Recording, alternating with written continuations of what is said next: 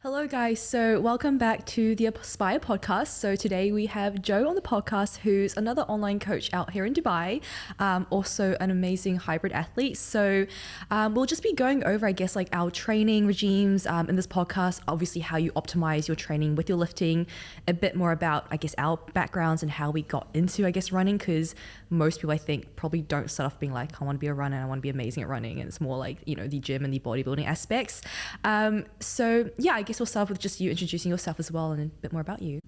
Pleasure to be here. Thanks for having me on. So, I think we only met fairly recently, didn't we? And I think that was what it was through a business mentorship program that we're both on. But I think, when did you move to Dubai?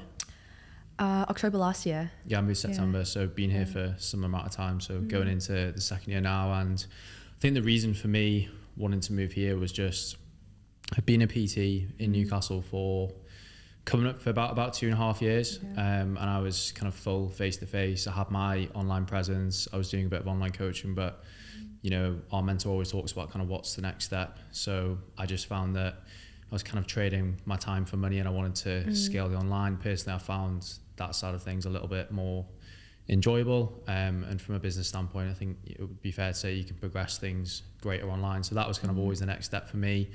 Wanted to combine it with moving abroad if I could do that. Always wanted to live in the sun. And when I kind of weighed up options with different countries, looked at Spain as well, considered America, and Dubai just seemed to be a good fit. I think, everyone saw, the influencers moving over in COVID, and it just made me aware of the place. Didn't really know too much about it before.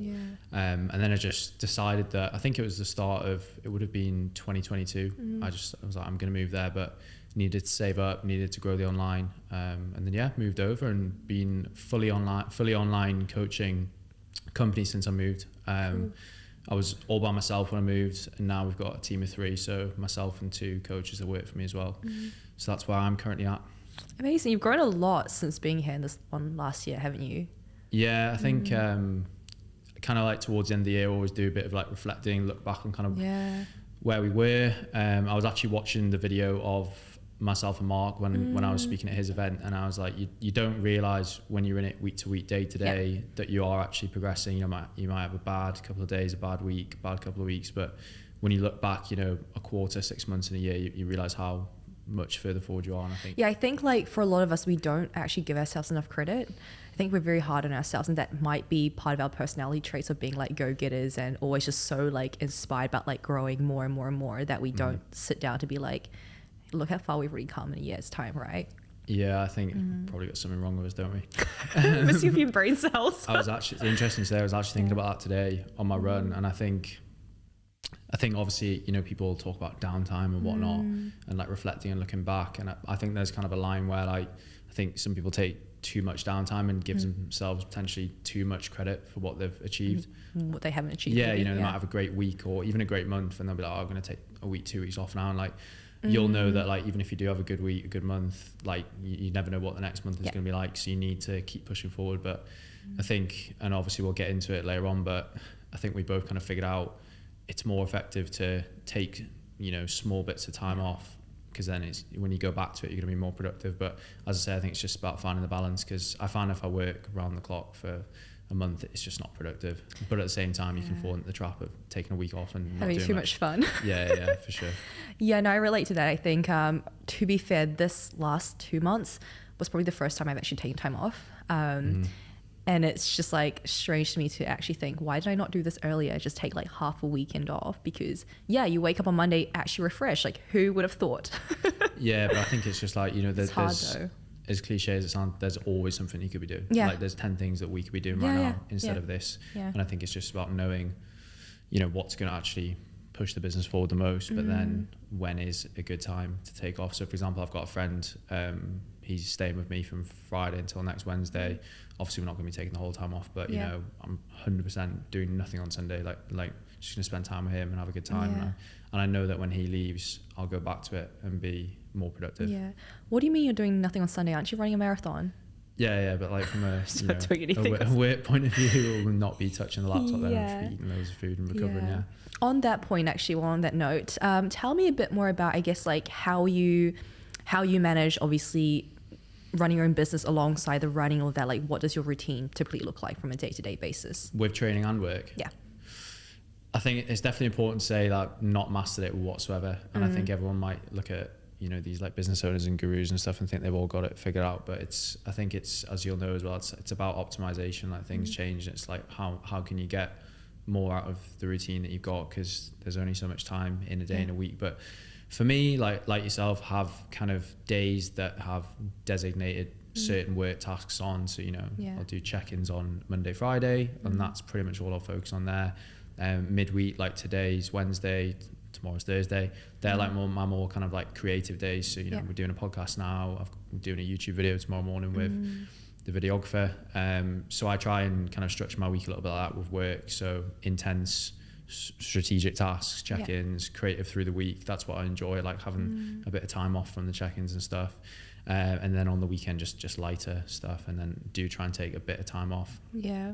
And I think training, like, as people will know if they follow me on socials, I'm very strict in terms of like I always do the same training on the same days. I'm a big believer in that. I think it just works well for structure and routine. But generally, you know, we'll do a big run on the weekend, and then I'll run on Monday as well, and then through the week I'll do my weight training, and then Saturday weekend is kind of time off from that, full rest day, and then back in. So I haven't really explained that very well, but training wise, Monday will be upper body run, Tuesday legs, Wednesday will be a run, Thursday upper body and no run, Friday run, legs, Saturday off, always Sunday running, run. pretty much. So yeah, to summarize it, always training really. But we do take a full rest day off on Saturday. Okay, cool. And I guess like with that, what does your nutrition look like? Because obviously that's a lot of expenditure, it's a lot going on. You obviously need to prioritize your recovery, right? Because that sounds like a lot. How do you take care of nutrition? Yeah, I think it's pretty simple. To be honest, I think a lot of people massively overthink it. Like when again, we'll probably get into it, but I used to just strength train and bodybuild, like just that, didn't do any running. And it was very much just macros, calories, the same intake every day, works pretty well. Expenditure is fairly consistent through the course of the week. But to simplify it really, like if I'm doing more on a certain day, I'm going to eat more. I'm going to eat more calories, I'm going to eat more carbs. Protein will be fairly similar throughout the week. I'm certainly not extreme with it. Like I like to eat out, probably out 3 to 4 times a week. I'll make a point of actually eating out on a weekend just so that I can enjoy myself and find that it keeps me more focused through the week. And I take a flexible approach to it, you know, staple meals. I don't follow a meal plan. I did for a photo shoot, and I found that it was a bit too restrictive for me, not in terms of the calories, but just having to stick to the same foods each day. I didn't really enjoy that. So yeah, just higher carb intake on higher expenditure days. It's pretty simple. And then monitor body weight, always trying to stay light, which is kind of equates to being lean as well. It just makes sense with the running, because obviously you don't want to be carrying unnecessary weight or body fat. And then just heavily focus on maintaining muscle and then maybe building a little bit slowly over time. But I've got no aspirations to like put on loads of weight. Like I can do that if I want, and I can eat a lot, I can do that. But right now, maintain muscle and then improve running performance, and then the nutrition kind of falls in line with that basically. Yeah, awesome. And then I guess like, what is your take on alcohol? Because obviously being Dubai, it's quite a big party place as well, right? And you would have a lot of opportunities. What is your take on alcohol with training and performance? Well, I think with training and performance, like the way that I'll break it down to clients is like, there's just no positive from that side of things. Body composition, you know, it will reduce your testosterone, it will affect your recovery and your sleep.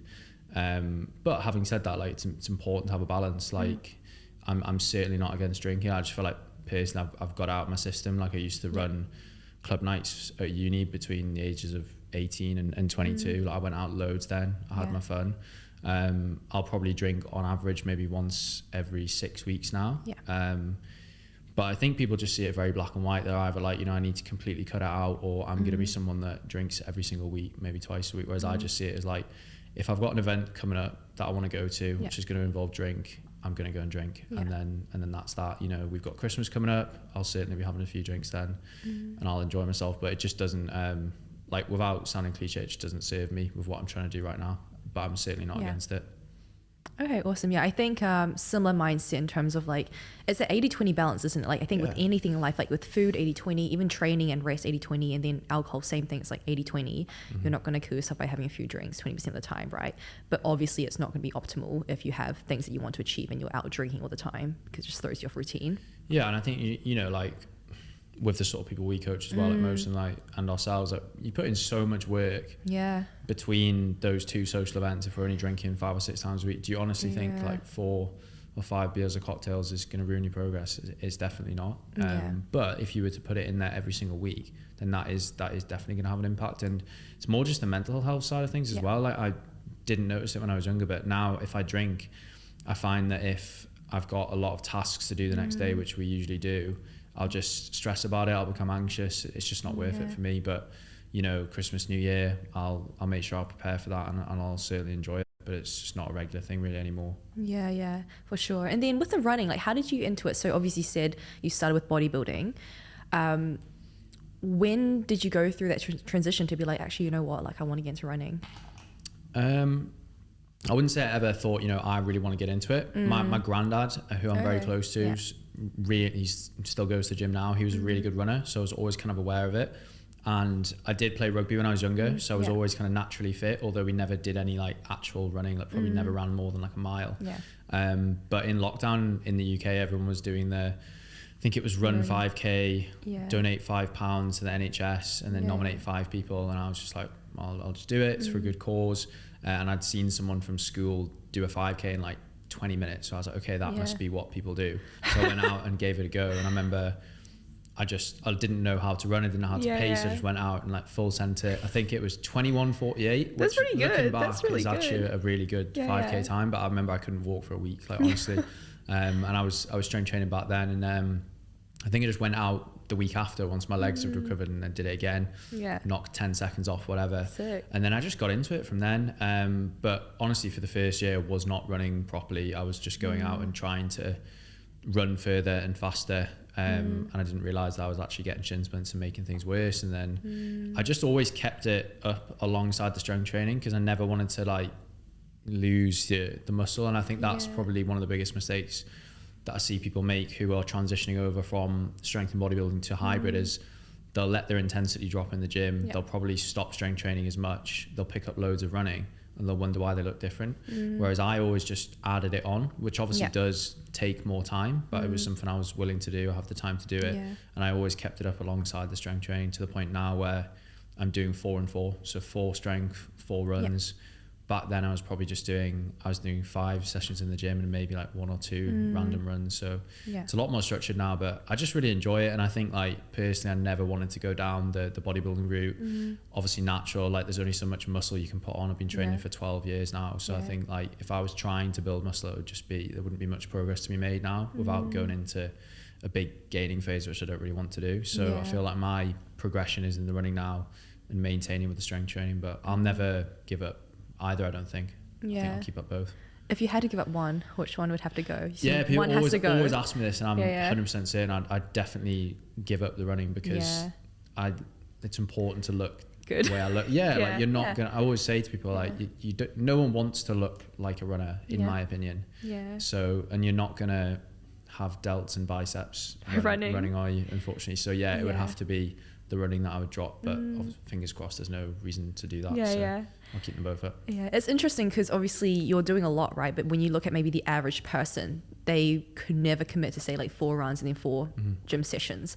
So then if you are, say, an average person who just wants to get fit, wants to get into running and strength training, they want to build muscle but also work on the endurance, what would be your advice there? And they have limited time. Maybe they can do maximum 3 sessions a week. Okay, I think it's interesting you say that, actually, because I think it depends who you're speaking to, because I think for your target demographic, you know, mums and stuff, like they actually won't have time. Whereas a lot of the people that I speak to, they're already going to the gym 4 or 5 times a week, and they're probably doing like 2 or 3 classes on top of that. So actually they're generally exercising like 7 or 8 times a week. So for them, it's just about making that switch and optimizing things and putting them on a good program and understanding the goals. But for someone that is more time constrained, I would say, let's say you've got someone who can train 4 times a week. I think just probably a 2 and 2 would be good.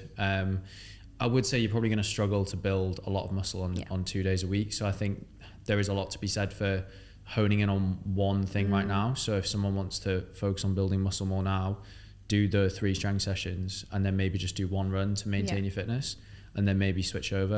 And we have clients do that at different times of year. You know, in the winter, in the off season, they'll focus more on strength, injury prevention, and then, you know, if they've got a half marathon coming up in the summer, they'll potentially drop a strength training session. So I would say a 2 and 2 split. But if you are focused on building muscle, then you're going to need to probably lift 3 times a week, I would say. Okay, yeah, that's pretty much exactly what we do with our clients. Like, what is your priority, right? Because you can't really choose both, especially when you have limited time. It's just not going to work. And I think if you want to significantly progress in one, like if you want to put on a decent amount of muscle in 6 months or a year, then you're going to need to lift more. And if you, again, if you want to become a better runner, it's going to be difficult to do that on just 1 run a week. Yeah, for sure. Now, like, knowing what you know now, if you could go back to Joe, say like 5 years ago, what would you tell him from everything you learned in terms of your training, nutrition, lifestyle? Training wise, probably wouldn't change too much in terms of the gym, because I have been lifting for 12 years. So I was like 5 years ago, I would have been 7 years in. So let's say when you first started then, so 10 years ago. Train legs, I would say. I mean, I actually got into the gym because I'd snapped my knee in half. So that replaced the rugby. So I could only train upper body. But yeah, it would have been progressive overload, you know, all the basics. Make sure that you're sticking to a consistent training program and periodizing your rep ranges. So not just staying in that typical 8 to 10 year round and everything. Changing some of the exercises, not too often. But it probably would have been nutrition. I used to follow just kind of calories and protein, which does get you so far. But I think if you want to really improve your performance and make the most of it, then you should probably be looking at slightly higher carb intake, especially for someone who's hybrid training, but not becoming obsessed with it. I don't think I think as cliche as it sounds, it's about consistency. And like, I think that's one thing about me, as being incredibly consistent. Like, even when I was running the club nights and hungover, I would still be in the gym 5 days a week. So that's something I've never dropped. So I think most people do struggle with the consistency side of things. Yeah. I think, you know, what I see is like, most people are way too obsessed in finding the perfect plan, like the diet that's going to work, the best workout plan. But it's like, at the end of the day, consistency is always going to win. Obviously, if you're on a trash program, then but it's like most programs and most plans are going to work if you stay consistent. But it's whether you can stay consistent on that plan. Literally, I was one of my mates went on a holiday to Madrid a couple of weeks ago, and like, he's into the gym, he trains regularly, he eats well 80% of the time.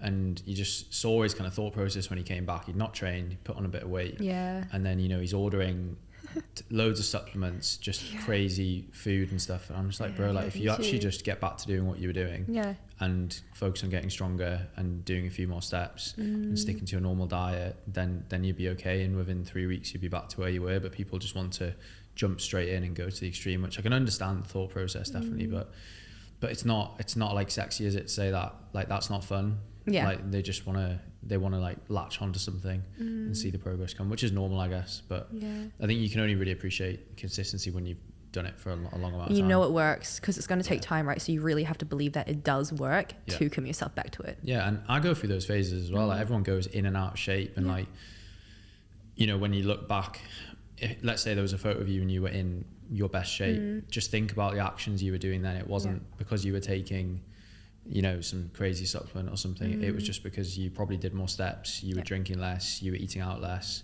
and your training was a better quality. That's all it is, really. And it was probably your priority as well. I think it's also okay to say, like, you know what, a certain goal wasn't your priority for a while because you had other things going on. But it's like being honest with yourself as well to be able to say that. Like, I think that's one thing. Self-awareness and being able to be like, okay, I'm actually not quite as on it as I was. And like, you see that with business as well. Like, you look at your best months or whatever, or when you were doing your best check-ins, why was that? It was probably because you were doing the basics well. I think a lot of it comes down to mindset as well. Do you find yourself perhaps struggling with your mindset at times, and then that's also directly correlated with how your training's going, how your body's looking, how your business is going as well? And you can't catch yourself when you're in the moment, but then in hindsight you're like, that's why things weren't going well, because I was just mentally in a bad place and I didn't even see it. I see it a lot with myself with business. I would say I've not mastered training, but that's just one thing that will never slip. I've just got the high standards that won't ever slip. If something did slip, it would probably be the nutrition that maybe affected the training, but I don't miss sessions, I don't move sessions. But with business, for sure. And again, it's like, you can start looking at what other people are doing, thinking, oh, you know, maybe I should do that. But if you actually just focus on what has worked well historically over the last a few quarters and you go back to that, it's probably going to work again. Yeah. But I think being over here, yes, it's incredibly inspiring to see other people doing really well. But at the same time, if you get too caught up in what someone else is doing, you can think that you're not doing well, and like you could have your best month ever with your business, and then you turn around and hear someone's done triple that and you're like, oh, what am I doing wrong? So yeah, all the time. But I think you get better handling it, don't you, the longer you go through it, I think. Yeah. I mean, there's always going to be someone doing better, right? Same thing with like even the gym. There's always going to be someone who looks better than you, who's stronger than you, who's faster than you. And I think it's just important to use that as inspiration, but don't use it as a way to compare yourself or to put yourself down, because then your judgment gets clouded, right? And you're not looking at your own progress. Yeah. Yeah. And that's why I personally love Dubai, because I love looking at people that are doing better than me. I find that super inspiring, because if they are your friends and you hang around them long enough, you'll get closer to where they are. But I think some people they hate that. They don't like to see other people doing better. Like I love it. But I think that comes back to like, are they actually enjoying what they're doing as well? So I often find people will not like what other people are doing because they're unhappy with something they're doing themselves. So, but also like you might see people doing well in terms of money and numbers, client numbers or whatever, but you don't know what the inside of their business is like. You don't know what the retention's like. You don't know whether they're actually happy. Yeah. Like I would accept earning 25% less and being a lot happier and having a better day rather than just pushing numbers for the sake of it, I think. You know, I think that's something I always really admired in you, because I find it really hard to actually meet people who would say that. Like, I think we all know that would be logical, right? But then there's so many people here who aren't who aren't happy, and they are pushing for that 25% extra. And you can tell maybe they're your friends or people that you know, and you're like, I know you're not happy, but you're still chasing after that growth. I think it depends who you are and how you work as well. Because I know for me, if I was just sitting at a desk, pushing numbers, doing whatever needs to be done, I'm not happy. It affects my content. It's not as good. I'm not putting out as good vibes. Check-ins aren't as good. So I think if I kind of reverse engineer that and focus on the things that I enjoy, I'll probably end up doing better anyway. So that's kind of the way I look at it. But I think you've got to have both. You've got to be motivated to push when you need to as well. But I'm just in my own lane. I know what I want, and I'll move towards that. And obviously take inspiration from other people along the way. Like there's so many other coaches that I take bits of what they're doing with their marketing, their lead gen, and put that into my own thing, I think. Yeah. So it obviously sounds like you've invested a lot into yourself, right? Let's talk about that in general, because I think for a lot of people, they find it hard to invest in themselves, especially that first investment. I think that's always the scariest. It's like your first coach, your first mentor. I think for us, we've gotten used to it, right? Because we've had plenty of coaches before, mentors, but for Gen Pop, again, someone who perhaps looking to work with a coach in their fitness, journey, it can be really, really scary making that first move, because it's like, well, I guess like, why would you pay for it if you could just try to figure it out yourself? What are your thoughts on investing yourself? I think, again, it's like going back to what we were saying before about consistency. Unless you've done it and experienced hopefully the positive returns from it. Yeah. It's like, for me, we're like almost looking for the next thing, like what's the next thing I'm going to invest in? Like, I haven't actually invested in something for a while now. What should I be doing? But again, cliche, but take that first leap, give it a go. Like if they're a good coach or whatever, and you put in the work, you're going to see results. And like, I think that's something that I thought I would never do. Like being a coach myself, I thought I would never get a coach. And then I got, I think my first coach about 3 years ago now. Had a good experience with him, and then ever since then I've had one, and I find that accountability is good for me. Like if I say that I'm going to do something, then if I tell someone I'm going to do something, then I'll go and do it. So I think you've got to be coachable as well if you're going to invest in yourself, and you've got to actually do what someone else is going to tell you to do. But I just figured out that there's, as you said before, there's always going to be someone doing better than you. So if you can pay them or invest in them to show you what to do, you're just going to move forward. I guess it's probably different for other people versus us, because we're putting it back into the business, like putting it into ourselves back into the business. But I think if it's like, for example, one of your clients or whatever, and they've been struggling to do it themselves, then you've just got to take that leap, and you've got to accept that some things cost money. Yeah. I think it's also seeing it as, when you invest in yourself, it's value that you're getting back for the rest of your life. Like it compounds over time, right? And it's not just about simply losing some body fat, like paying for someone to help you lose body fat, but it's like, what follows afterwards. When you lose the body fat, you build the confidence, right? You start believing yourself more, you change your habits, your lifestyle, you're a better person to be around, you develop discipline, willpower, right? And all of those things change your life. So it's like, you're not really just investing in a diet plan or a workout plan, right? Like you can go to ChatGPT for that, but it's like you're actually investing in all the other things that you're going to get from changing your lifestyle and yourself.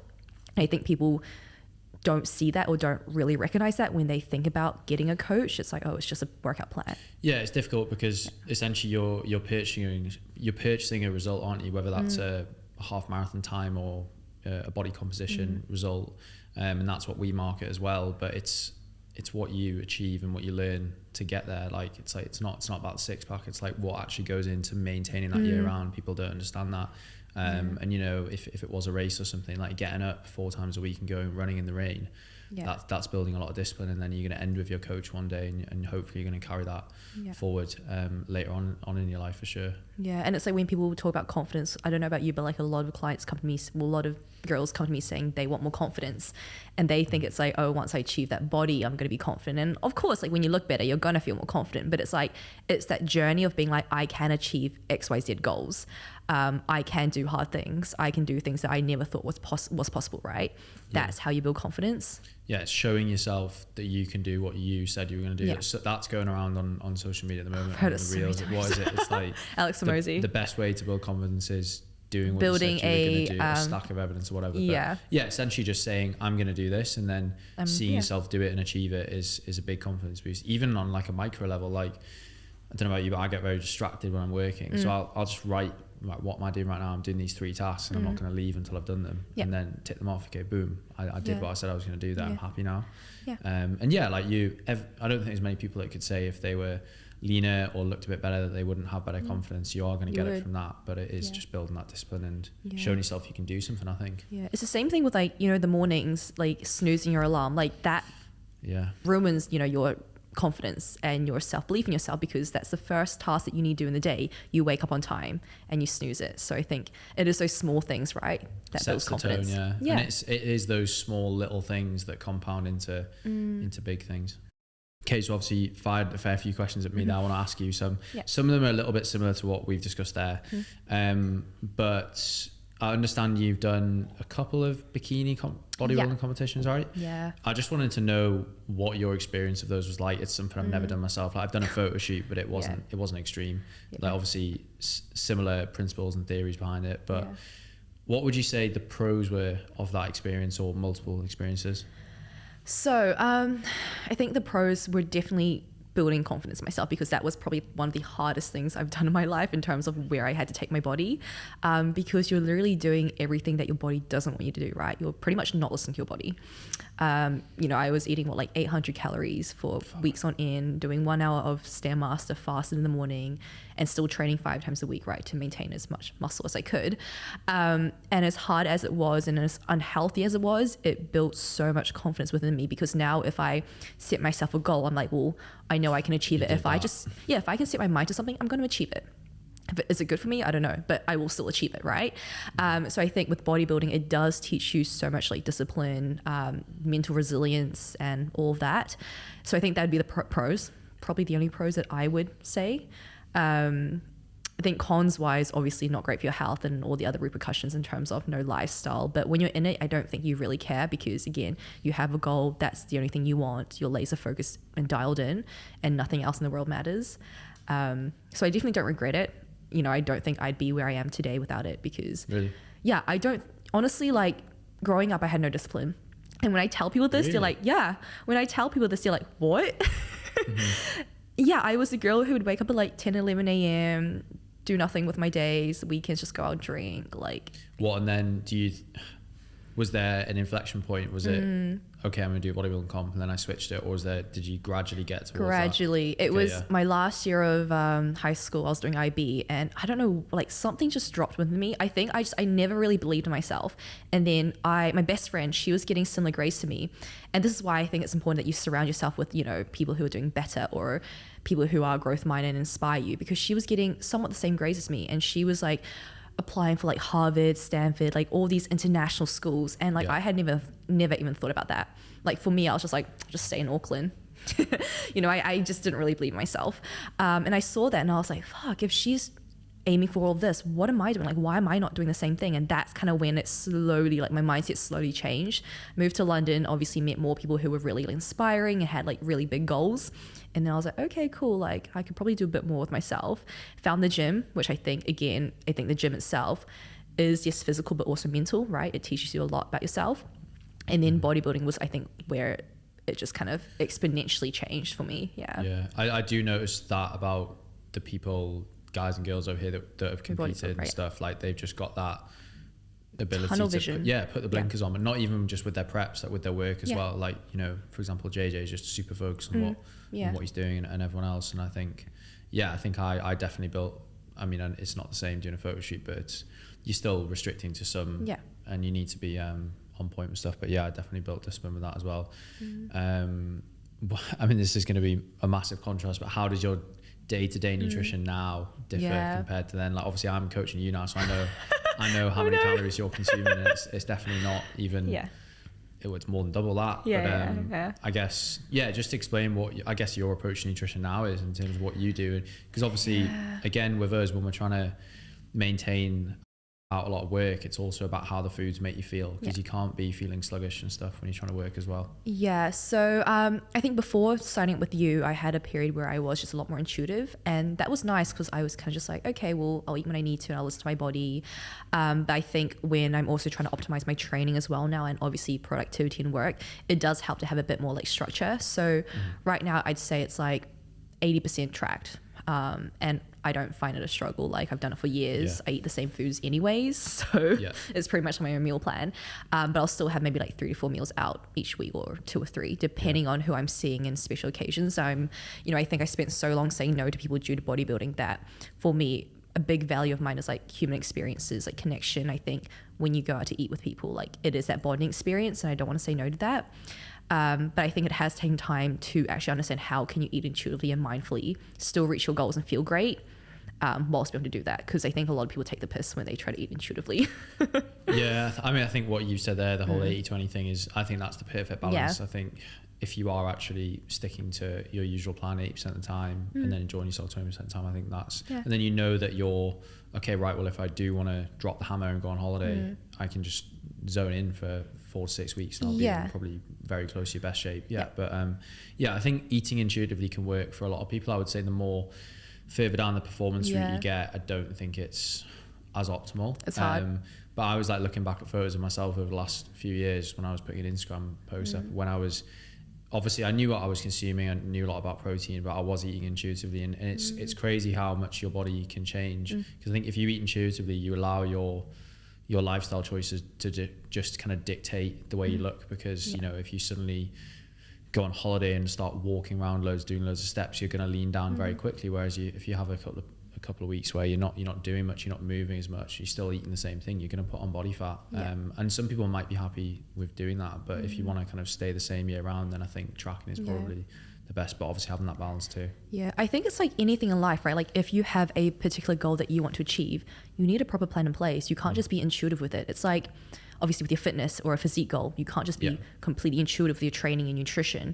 You probably could maintain it best, but it's like you're not going to be optimizing anything. Same thing with business. Like imagine if you were just intuitive with your business, like it's not going to work. Same thing with budgeting. You can't just intuitively spend your money. Like if you're trying to save up for something, you do need to know what's coming in and out. Same thing with your calories. You need to know what's coming in and out, right? 100%. I think that's something you see on social media a lot. You've either got people on one end that are marketing stuff where you need to be very restrictive, the whole kind of bodybuilding approach, dieting approach, and then you've got other people that are like, oh, you can eat 2 meals a day and do whatever you want, and you can only train twice a week and you're going to be absolutely ripped. Love like yourself, me, and it's very confusing, whereas in reality it's probably more stable to be somewhere in the middle. And like if you look at anyone who's in peak condition or doing really well in their business, they didn't get there by winging it. They didn't. Like, that's why we've got KPIs to hit and things like that with business as well. It's definitely the way to progress. So obviously we kind of covered the whole self-investment thing before, more so from kind of a business standpoint and coaches, which we both obviously do. But one thing I've noticed about you alongside that is you definitely invest in yourself in other ways, in terms of like your lifestyle. With you obviously live in a really nice apartment, and I know you're looking to get potentially somewhere new. What's your kind of thought process and reasoning behind that? I think your environment is so important, right? Because that's what you surround yourself with 24/7. So obviously I'm very grateful to be in a position where I can invest in my environment and, you know, my apartment and actually have the money for that. But I still think, like, regardless of where you are, investing in yourself, your surroundings is the best thing that you could do for yourself, because you wake up every day in your apartment, right? You go home every day to your apartment. You know, the way that maybe you invest in your mindset, you're in your mind 24/7. So why are you not investing in your mind? You're in your body 24/7. So why are you not investing in your body, right? And I think it's one of those things where it's like, if you look at my spending, I don't actually spend that much on like tangible items. Like the clothes I've had, I left New Zealand in one suitcase thinking I'd go back home, and I never did. And I'm still pretty much got the same clothes. You know, I don't really give a shit about tangible stuff, because it's like, they're not going to give you that much value back in your life, you know? Whereas if you invest in your surroundings, your body, your mental health, the people you surround yourself with as well, I think that's still an investment as well. Again, compounding interest, like you're just going to get value back from that. So yeah, I think it's what, you know, you can tell people's values by looking at where they spend their time, what they do, and where they spend their money as well. I think it's a massive thing. And I only really understood that with myself when I started looking at kind of like, what do I spend my money on? Okay, like I spend a lot on mentors and coaches, good quality food, going out for meals. Same with you, don't really buy designer, not interested in buying some of the things. I think it's important to live in a nice place as well, because obviously we do spend a lot more time than other people. And I think people are so quick to judge with that sort of stuff, and they probably don't look at where they spend their own money, because they might look at someone and say, oh, they're spending a lot on an apartment, but they don't know that person actually doesn't drink. You know, they maybe not go on holiday, maybe they want to put their money into that for sure. But yeah, I think that's a massive thing, and I think it is important to reward yourself for sure. And have new goals to shoot towards as well, definitely. Just going back to the fitness side of things, what do you think the biggest mistake, what's the biggest mistake you see people make when they start with their fitness journey? So I know with my business, we don't generally train beginners. It's more people that are kind of like a few years in, but for you do work with a lot of beginners, don't you? Most are beginners, and most are just women who have done like a billion fad diets and just think their bodies are broken, which is really, really sad. So I think the biggest mistake that people make, and what I see coming in, is I think just believing that there is this special diet out there, you know, this miracle pill, miracle diet. They have to give up all the things they love in life to reach their dream body, and that fitness feels like a sacrifice. I think that's the big thing. Like, they literally believe now that fitness is hard, and like to an extent there will be hard parts of a fitness journey, right? But it is just approaching it thinking, okay, it's supposed to be extreme and I need to give up balance, right? And I have to go all in. For example, if it's nutrition, like, oh my gosh, I now have to become like super obsessed with my food and really track everything to the T, or else I'm never going to reach my goals. And maybe that's through social media. Like, I'm not sure why people fall into that trap, but that's probably the biggest mistake I see being made. And what happens is, like, they can't stay consistent, right? Like, yeah, if you could be 100% on top of your nutrition and track everything to T, yeah, you'll probably be like in the best shape of your life. But like, let's be honest, that's not realistic or something that you could do consistently. So I think it's that 80-20 balance where people really struggle with, and they don't really understand what that looks like. Yeah, and I think it does go back to the whole result thing, because you know, if they're fixated on a result that they want, then they're obviously going to want to get there as quick as possible. Like, if it's okay, I need to get in shape for a holiday in 6 weeks, they're going to want to do that extreme thing. But hopefully once they start with you, they'll enjoy the process, and then they're willing for it to take longer. Like for me, like, yes, it's important to have medium long-term goals along the way, but I enjoy the lifestyle. Like, I'm just enjoying it, and then focusing on, you know, okay, I've got a race coming up, or I've got a holiday or something like that. But they don't understand that the lifestyle is actually really enjoyable, and that's one thing that our clients say as well, is like they're just enjoying their life more. You know, they're more productive at work, they're making good decisions, they're obviously seeing the body composition improve as well, and relationships and stuff improve too. I think that's the key there, like lifestyle change. People don't see it as a lifestyle change. They just go, oh, I just need to lose X amount of weight. And it's like, well, no, that's going to be a byproduct of you changing your lifestyle and the way you eat, right? It's like, if someone has a poor relationship with food and they're so obsessed with like reaching a certain number on the scale, it's like, well, that's not going to happen unless you address your relationship with food, your habits, your eating habits, your coping mechanisms, which comes back to your lifestyle. So I think, you know, when you look at someone who's in shape, that is just a byproduct of their lifestyle. You know, like if you wake up every day and the way you eat is just intuitively going to be in line with you being in your best shape and your healthiest shape, well, then you're going to stay that way, right? It's just a lifestyle. you wake up every day and you want to go for a walk and you enjoy your training, so you're going to stay consistent.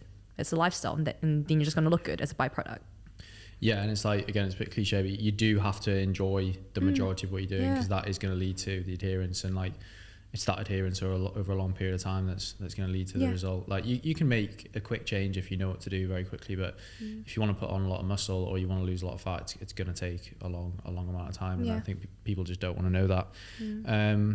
Another one, what's the difference that you see in people who struggle with balancing their fitness goals alongside a busy work schedule compared to those people who also have a busy work schedule but they still achieve all their goals of their fitness? So it's quite a mouthful, but I think it's an important one. Mindset. You know, because you have two types of people. The type of people who go, it's just not going to work because of all these different reasons. And those reasons are valid, right? You have children, you have a busy job, you work a 9 to 5, you have a 2-hour commute. Yeah, those excuses are valid. But then you have the other group of people who are like, well, I still have all these circumstances in my life. I work a 9 to 5, I have, you know, children, other expectations, but how could I make it work for myself? Like, how could I still make my fitness goals work for me? So it's like that solution focused mindset versus that fixed mindset where they're like, it just wouldn't work. And then you almost like victimize yourself. Oh, like because of my job demands, it just wouldn't work for me. Yes, it does make it harder, but you could also change your mindset, be like, okay, well, how could I make it work? Because doing anything is still going to be better than doing nothing, right? I could make myself get up earlier and it's going to be hard, but if I care enough about my health, I'm going to do it. So I think it's mindset. And it's that victim kind of mindset. Mentality. And I think people don't want to hear that. I feel like everyone got very soft through COVID, but it's true. I coach one of my other mates, and he's trying to lose body fat, and it just wasn't.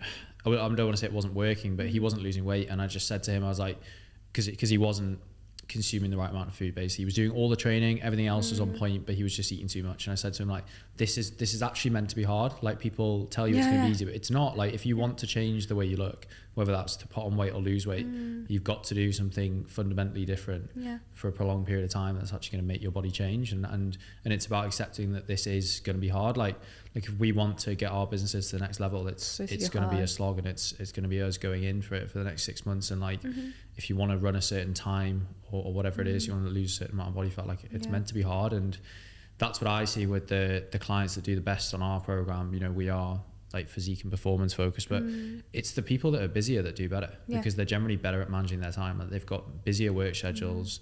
You know, even the ones with kids and stuff, they just make time for what's important to them. And I think if someone's struggling to do something, because everyone's busy, like who isn't busy? Everyone loves to talk about how busy they're busy. Like, we are as well, but like we still get it done. Like we've not missed any training sessions because we choose to do the things that need to be done, and we value it. And I think it does come back to that.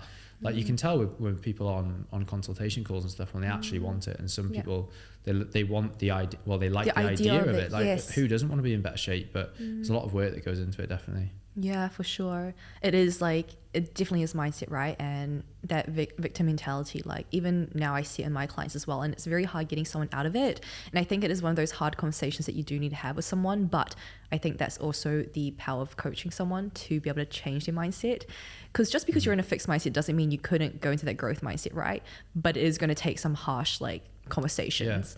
And you know, you could take it either way. You could either hate your coach and be like, this is not for me, or you could be like, crap, I actually really needed that, and I needed someone to tell me that. Yeah, because but again, the frustrating thing is like to get someone to that point is it could take 6 months, it could take even longer, and a lot of people drop out before that because like, one, you're investing money into, it's a significant time investment, and like those are the kind of transformations that I enjoy the most, when you obviously see someone completely physically change, but along the way you know what happened in their life. Like I've got a guy that I've been working with for I think 13 months now, broke up with his girlfriend.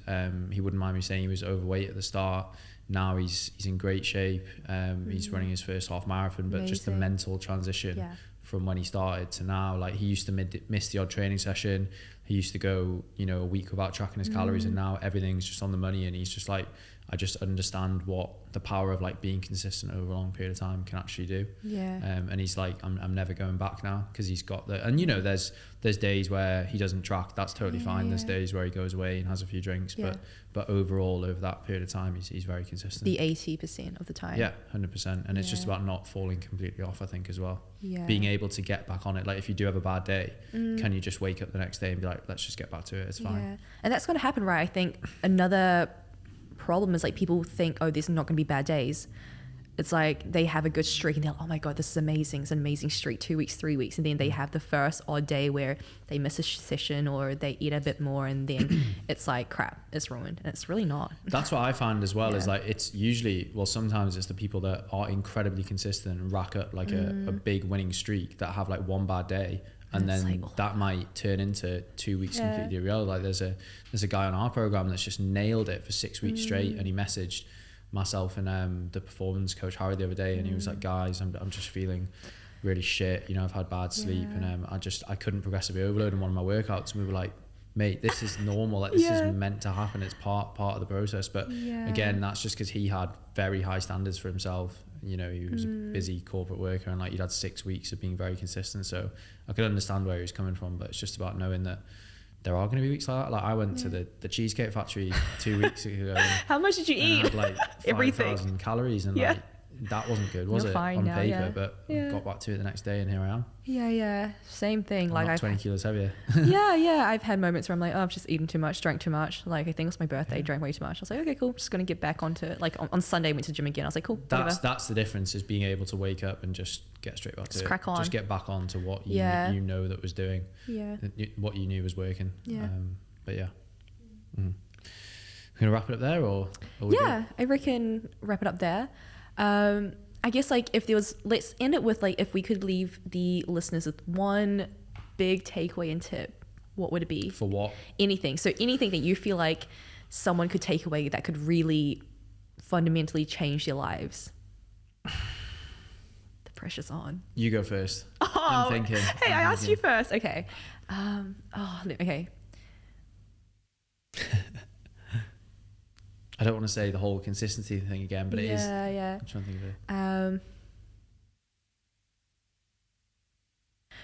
I'm going to say one that I think, so I heard this on a podcast, and honestly, it's something I wrote down my like phone notes because I was like, I just freaking love this. Basically, it's like in life, you get to choose your regrets. So I know that sometimes making choices is really hard, right? Like it's so hard making decisions. So instead of asking yourself, okay, what decision should I make? Like what choice should I make? It's like, well, what regret do you want to choose? Because ultimately, if you choose option A, say option A, then you'll never know what would have happened if you chose option B. And if you chose option B on like a scenario, you wouldn't know what option A would have led you to, right? Because you can't split test life. So it's like, what regret would you be happy to live with? And an example of that was actually like when I moved to Dubai, I was like, well, would I regret moving here and then realizing it's not for me? I've made no friends. I hate my life and I've left everything in New Zealand. Or would I regret going back home and never have known like what life could have been like in Dubai? Well, actually, I choose the regret of being like, oh, I didn't enjoy myself and I'll just go back home. But at least I've given it a try. And I think that's also the case for like someone maybe wanting to make a career change or leave their shitty job or get out of a relationship. It's like, what regret would you rather live with? And what's the worst that can happen, really? Exactly. And I'd rather give it a go.